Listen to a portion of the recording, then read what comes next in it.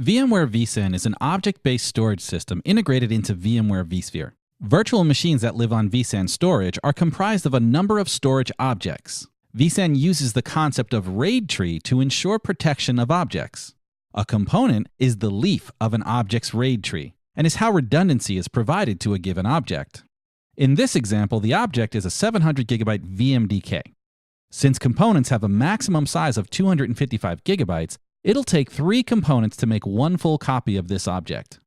The VMDK also has a VM storage policy configuration of RAID 1 and failures to tolerate equaling 1. This will require 2 replicas of the objects on different hosts, with a witness component acting as a tiebreaker. The ability to restore an object to its desired level of compliance for protection is a primary duty for vSAN. When an object is reported as absent, the object will remain available for use, but not in a redundant state. vSAN will identify components that go absent and begin a repair process to satisfy the original protection policy.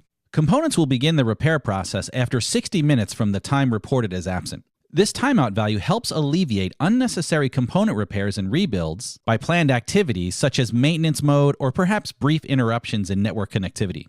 In some circumstances, you may be aware that the maintenance window or failed object is going to last longer than 60 minutes, in which case you may want to repair the object immediately. Let's take a look at this inside of vSphere.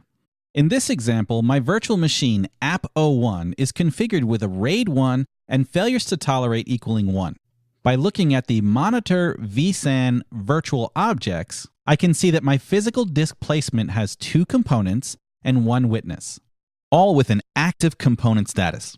Component status can be active, meaning the component is accessible, absent, meaning the component is inaccessible with no explicit error codes sensed. This could be a short maintenance window, a host reboot, or a network outage. Degraded, meaning the component is inaccessible with error codes, for example, a device failure, in which case the rebuild will begin immediately. And lastly, active stale, meaning sequence numbers of the components are not up to date. This can happen with multiple host failures where one is coming back up online.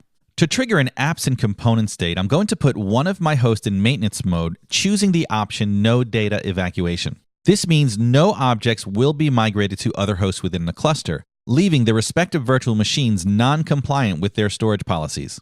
I now see app1's component residing on the host in maintenance mode has changed to a component state of absent. This and all other components on that host now have a vSAN object health status of reduced availability with no rebuild. This means the objects on the host have suffered a failure, but vSAN was able to tolerate it. If this was a planned outage of less than 60 minutes, like a reboot or a brief network failure, I could just wait for the 60-minute repair delay to time out and then let vSAN rebuild the objects automatically. But I'm planning for an extended outage, so I will click Repair Objects immediately.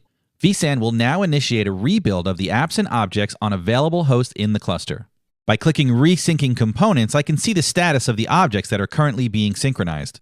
A quick refresh shows me that all objects have been rebuilt and the status of my vSAN health has returned to a past status. For detailed information on component repairs and rebuilds, go to storagehub.vmware.com.